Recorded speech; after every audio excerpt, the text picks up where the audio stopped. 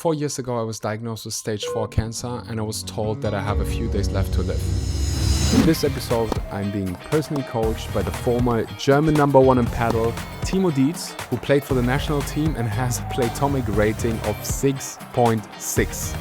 He gave me tips I've never heard before that instantly changed my game, and I had dozens of coaches. It immediately made me better, and he shares all of his knowledge with you and me today. It's all in German, but we've created subtitles so everyone can follow along. Trust me, this is one of the most effective episodes for you to improve your paddle in less than 20 minutes. Let's get the party started.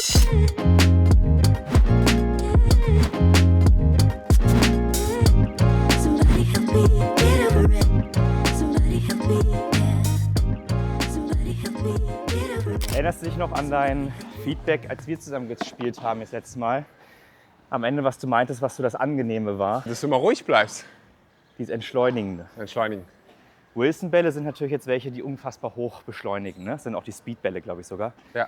Das heißt, es ist natürlich ein Vorteil, da ab und zu auch mal Gas zu geben. Aber da sehe ich für dich vor allem mit deiner Bogenspannung und deiner Größe, die du hast, eines der größten Vorteile mit drin, nicht immer die Geschwindigkeit zu wählen.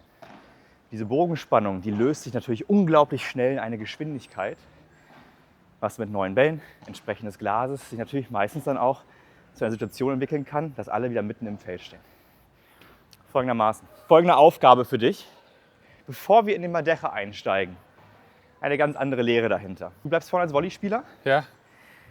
Ohne weiteren Kommentar von meiner Seite ist deine erste Aufgabe, das Ding zu treffen. Okay. Ohne weiteren That's it. Kommentar. Versuch so nah wie möglich ranzukommen, wenn nicht sogar das Ding umzuspielen. Okay.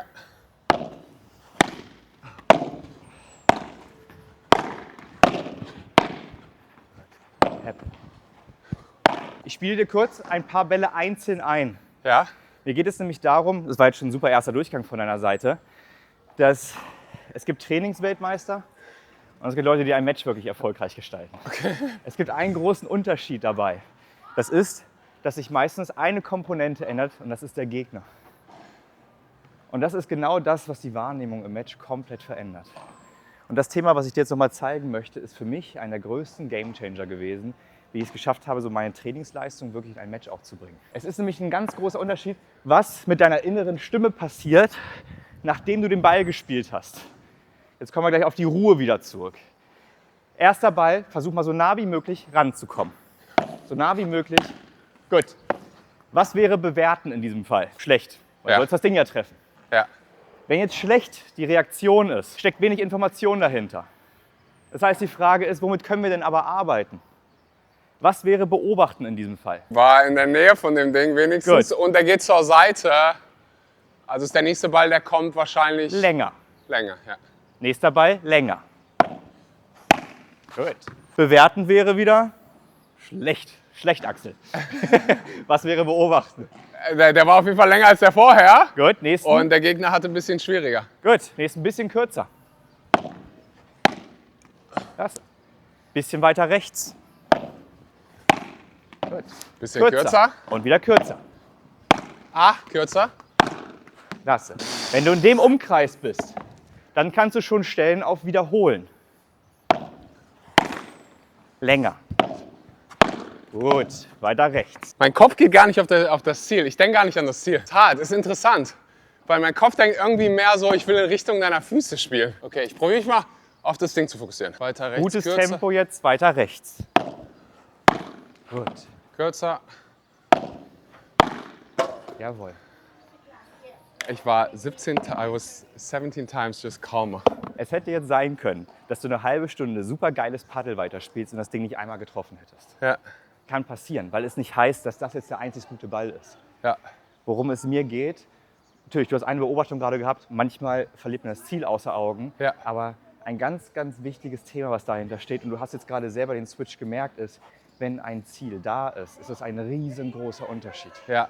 Das brauche ich dir als Mensch nicht zu erzählen. Ja. Aber es ist ein Thema, was im Paddle oder auch im Tennis, egal in welchen Rückschlagsportarten, häufig gar nicht richtig betrachtet wird. Denn ein Ziel gibt uns überhaupt die Möglichkeit, etwas zu beobachten. Wenn, Beispiel, dein Ziel ist irgendwie, wie du es selber formuliert hast, meine Füße zu treffen, oder irgendwie mich in eine Bedrängnis zu bringen, dann ist das eine sehr großer Definitionsspielraum, Ja. wo man gar nicht immer sagen kann, war das jetzt gut, war das getroffen, war das nicht getroffen oder wie kann ich mich korrigieren, anpassen. Ja. Wenn das Ziel ultra klein ist, wirklich nur ein Ballabdruck, kannst du einfach auch trainieren, was es bedeutet zu bewerten oder zu beobachten, weil du plötzlich in Bewegungsrichtungen denkst. Es stecken ganz, ganz viele Lektionen genau hinter diesem einen Punkt, warum ich gerne mit dem einfach starte, weil es sehr viele technische Fragen komplett aus der Bahn wirft und nicht mehr notwendig macht. Wie würdest du deine Streuung gerade beschreiben? Wie groß war die Streuung im Durchschnitt? Einfach neutral gesehen. Die meisten sind ein bisschen länger gegangen, zur linken Seite als zur rechten. Was ich jetzt sagen möchte, ist, wenn du nämlich merkst, deine Streuung, wie du gerade beobachten konntest, war im Schnitt vielleicht 1 Meter drumherum, ist das unglaublich wichtig zu wissen. Das ist nämlich das natürliche Ergebnis von dem, was du anzielst auf dem Platz. Im Umkehrschluss macht es also Sinn, hier anzupeilen. Macht es Sinn, dieses Ziel zu setzen im Match? Wenn ich weiß, dass ich 1 Meter Streuung habe, Nee. wenn das hier schon mit 1 Meter Streuung für dich jeder Ball drin bedeutet und dieser Treffpunkt hier bedeutet, dass der Ball überhaupt hinten reinfallen kann, können wir unser ganzes Risiko runterschrauben im Spiel und dadurch sogar erfolgreicher spielen. Ah, I see. Im Kopf ist meistens der Punkt, je näher ich an den Banden dran bin, desto geiler bin ich, desto erfolgreicher spiele ich, weil es mehr scheppert, weil der Ball weiter abspringt. Das sind alles so Visualisierungen, die bei uns mit Erfolg verbunden sind. Was aber wirklich wehtut, und du kennst es als Paddelspieler, sind diese Bälle. Ja. Ja? Interessant, Das sind- weil in meinem Kopf war schon so, Guck mal, wenn ah, der warum da will er denn, dass reinfällt? ich den Volley so kurz spiele? Aber wenn ich dahin ziele, dann spiele ich den ja länger. Das war so erst so interessant, weil viele sagen mir halt hinter der Linie. I see. Du kannst natürlich jetzt das gleiche Ziel einmal langsam anpeilen oder auch schnell. Ich will nicht dogmatisch sagen, dass alles langsam und mit Backspin und alles krass gespielt werden muss. Es ist immer diese Arrhythmisierung, immer wieder Dinge auch zu wechseln, dass sich niemand darauf einstellen kann. Aber bei uns ist immer ein erfolgreiches Spiel häufig mit Geschwindigkeit im Kopf verbunden. Und das ist ein ganz, ganz wichtiger Punkt, den es nur mal zu überdenken oder auch dann wirklich anzuwenden gilt. Deswegen möchte ich es dir heute in der ersten Stunde einfach auch mitgeben, unabhängig davon, wo unsere Reise hingeht oder was du mit Matchtrainings, Turnieren und anderen Coaches machst, ist das Thema Zielen. Wirklich einen Punkt im Feld zu visualisieren, ist ein Riesenunterschied, ob ich einfach nur reinspiele oder mit Punkten arbeite. Aha. Das heißt, ein erfolgreiches Spiel am Ende sind vielleicht einfach nur ein Punkt, vielleicht nur 3 Ziele zu haben. Vielleicht sind es wirklich nur 3 Punkte, die du durch ein Training so stark abspeicherst, dass du sie wirklich abrufen kannst, ohne dass da Bälle liegen im Match. Ah, I Weil du see. hast ja keine Bälle dort liegen im Match. Du hast vielleicht mal einen Schatten. Du hast vielleicht auch mal ein Blatt oder irgendein Krümel da liegen oder mehr Sand an der Stelle. Kann helfen. Aber für dich ist es wichtig, diese Punkte im Kopf zu haben, wo du weißt, das sind erfolgreiche Punkte. Punkte im Sinne von Stellen anzuspielen. Die du auch schon 1000-mal gespielt hast im Genau. Training. Das können die Bälle vor die Füße sein, Ja. das können hinten in die Ecken sein. Aber was ich dir jetzt von Anfang an mitgeben möchte, ist, denk nicht zu krass, denk viel einfacher. Weil du siehst ja durch diese äußeren Punkte, das Feld, was du eigentlich bespielst, muss viel, viel kleiner sein. Und erst wenn man nämlich das verinnerlicht, macht es Sinn, an dem Bandeja oder an den Überkopf- oder Headbällen wirklich zu schrauben, weil es keine technische Frage ist bei dir. Es ist nur die Frage, was stellst du denn schon damit an, dass du geil vorbereitet bist, auch technisch alles da ist, aber ja, was denn nun? Wohin denn damit? Wir gehen nochmal über Kopfbälle rein Ja. und diese gleiche innere Stimme nochmal zu trainieren. Spiel erstmal ein paar Bälle einzeln ein, dass du immer mal wieder kurz mit der Stimme gegensteuern kannst. Ja. Und dann gehen wir in den Ballwechsel Ja, rein. kürzer, okay. Kürzer. Weiter nach rechts. Weiter rechts. Gut. Kürzer. Noch kürzer. Flacher. Weiter nach links. Bessere Kürze. Sehr gut, genau so. Oh, gut. Beste noch ein bisschen kürzer und dann haben wir's. Jetzt kommen wir aber auch in ein Tempo rein, dass du trotzdem trotz ruhiger Geschwindigkeit kontrolliert bekommst. Ja. Vorher hast du diese 2 Extremer sehr gepflegt, von entweder du traust dich wirklich volles Tempo zu geben oder Ja. es war dieses Tupfen und die sind dann irgendwie nur gefallen. Ja. Aber der Schläger darf trotzdem entspannt nach vorne durchschwingen, auch wenn du ein ruhigeres Tempo wählst für dich. Ah, I see. Ja? Es gibt nicht nur das Entweder-Oder, jede Dosierung für dich zu lernen. Ah. Und du aber machst das auch im Spiel so? Du kommentierst in deinem Kopf? Ruhiger, länger? Das ist die höchste Kunst. Ich sage nicht, dass ich es immer hinkriege. Okay, aber so das- sollte es hingehen. Das ist wirkliches Bewusstseins- und Achtsamkeitstraining im Spiel. Frag dich einmal selbst, konntest du gerade an irgendetwas anderes denken dabei? Nein, ich habe halt einfach nur die ganze Zeit nur beobachtet und geguckt, was kann ich... Und wenn wir jetzt im Match plötzlich sind und du trotzdem diese Ziele visualisierst, dann geht es null um den Gegner. Dann spielst du weiterhin genau mit den Punkten, die du auch im Training setzen kannst. Und ich muss sagen, die Overheads, ich habe jetzt nicht super viel Effort reingebracht, aber die waren jetzt keine einfachen zu verteidigen. Die waren alle sehr flach. Es ist wirklich ein Loslassen, sobald du gut stehst und darum mache ich mir bei dir gar keine Gedanken. Dann kannst du den Schläger wirklich laufen lassen. Okay. Und das ist für dich jetzt die erste Aufgabe, während eines schnelleren Ballwechsels immer wieder und links und höher. Rechts und links und her, okay. Mal gucken, was passiert. Und wieder vorkommen. Alles klar? Ja. Gut. Ich kenne gar nicht viele, die so einen coolen Touch aufbauen, obwohl du eine sehr lange Ausruhbewegung hast. Schau mal, ob du viel näher am Ball bleiben kannst. Was ich meine ist, du siehst, dass du ein Overhead spielen musst und dein Schläger verschwindet hier. Ja. Das heißt, im letzten Moment, wo der Ball fällt, ist es gar nicht so easy, den Ball dann wirklich satt zu treffen. Ja. Wenn du die Profis in den Slow Motion anschaust, die haben den Schläger fast immer im Sichtbereich. Dass wenn die hier sind, nur noch damit durchgehen.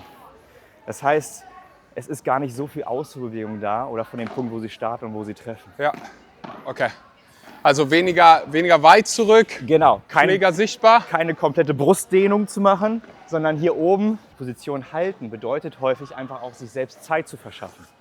Das heißt, gerade die Bälle, wo ich dich unglaublich weit nach hinten hole, geht es nicht darum, dass du hier quasi im Tempo bist, weil wenn er das blockt, hast du gar keine Zeit, wieder vorzurücken, sondern manchmal auch einfach nur zu legen. Also grundsätzlich würde ich sagen, diese Top-Vorbereitung, die du schon hast, die du eigentlich bei jedem Ball gerade hast, das gefällt mir sehr gut, zu variieren in Bällen, die du wirklich mal durchziehst und dann wieder auch nur die Ruhe in die Ecke mitbringst. Ja. Da eine Rhythmus, eine Tempovariation reinzubringen, da wirst du merken, bringt schon viel mehr Unruhe in das Spiel rein beim Gegner, als du vorher hattest. Also technisch sehe ich da gar kein Thema, bei keinem dieser Bälle. Was wir machen können, weil du gerade mit aufnimmst, dass du mir ein paar hohe Bälle nochmal gibst. Okay. Ich will dir gerne nochmal das mit dieser Vorbereitung zeigen. Ja. Denn ich glaube, dass wir da noch ein bisschen mehr Komfort bei dir rausholen können, was wirklich diese Ausruhbewegung angeht. Dass je Ja. näher du hier startest, Ich habe das manchmal auf Videos gesehen, dass ich anfange zu wackeln, ja, wenn ich hier anfange vorzubereiten. Also du hast den irgendwo hier, wo du den sehen gib mir kannst. mal 1, 2 Bälle. Ja. Guck mal, hier vorne. Und Okay. ich zeige dir auch mal den Gegenteil. Ich bin hier vorne. Ja. Ich zeige mal kurz das Gegenteil vom lang ausholen. Das wäre hier auszuholen Ah, ich und sehe. zu spielen. Und das ist nicht immer super einfach zu koordinieren, Ja. gerade wenn der Ball wie so ein Stein fällt, als wenn der schon dort ist. Ah, ja. Und der Schlag kommt eigentlich quasi aus der Rotation, als quasi hier hinzugehen. Was wir mit der Bande machen, da ist man im Optimalfall ja auch schon hier und holt nicht hinter der Scheibe aus. Ja. Das ist im Prinzip in jedem Schlag immer wieder der gleiche Mechanismus, damit du top vorbereitet bist. Wieder zu weit, jetzt habe ich es aber gemerkt. Genau, manchmal reicht es einfach mal Bewusstsein zu gewinnen dafür. Ball, Bist bereit? Auge. Ja, genau. Ja. Oh, Schau ja. mal, wie minimal die Bewegung sein kann und es trotzdem super funktioniert. Gut, ja, genau die. Trau dich wieder an dieses Laufen zu lassen. Du musst nicht nur drücken, sondern lass den ruhig mal wieder laufen. Ja, So helpful, it's insane. All right, we're gonna play cross court against the former number one of Germany. Okay.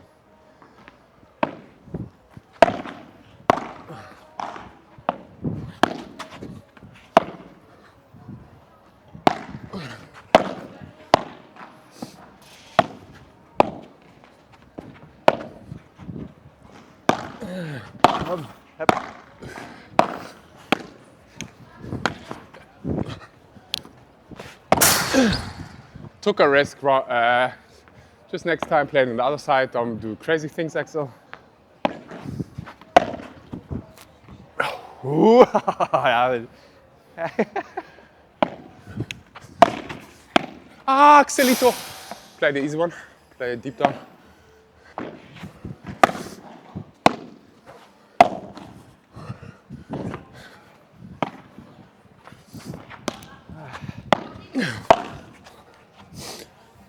Keep breathing. Keeping low.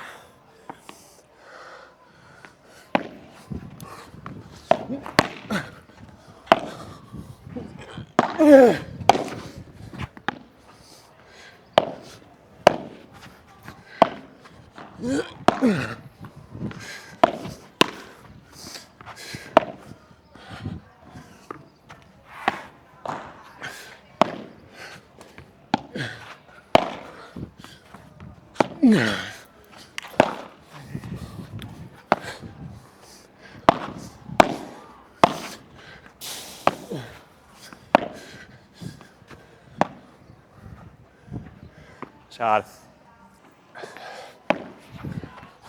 Ah!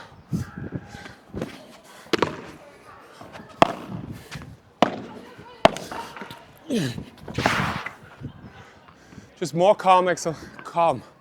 Tranquilo.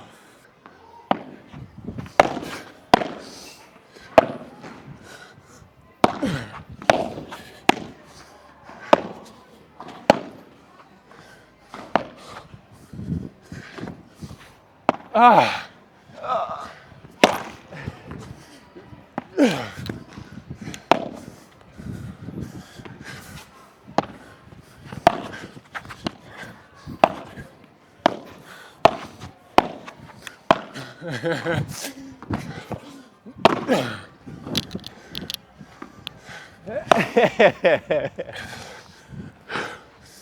Ah, kalkulierter.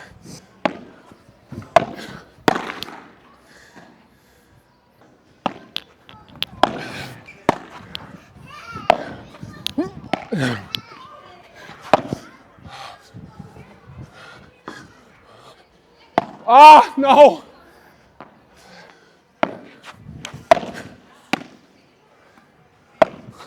Schön dabei. If I stay calmer, I play better.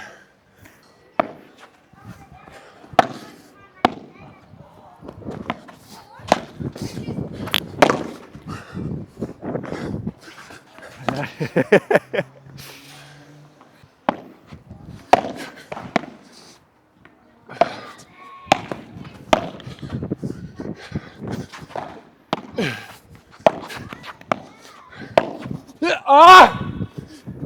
Ah!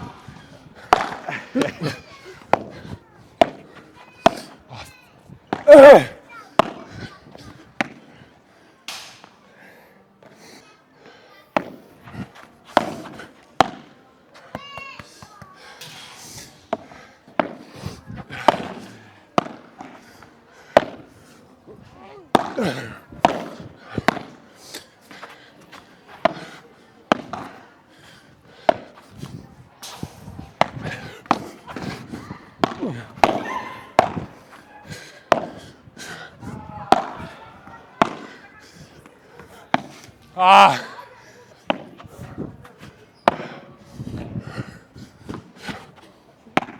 Oh, Oh no. sorry, ball.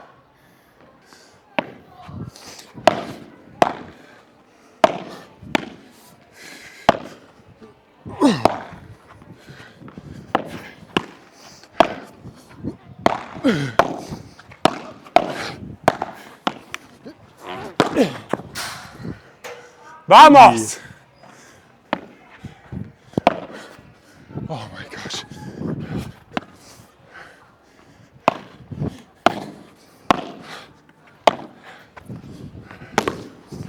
Schön.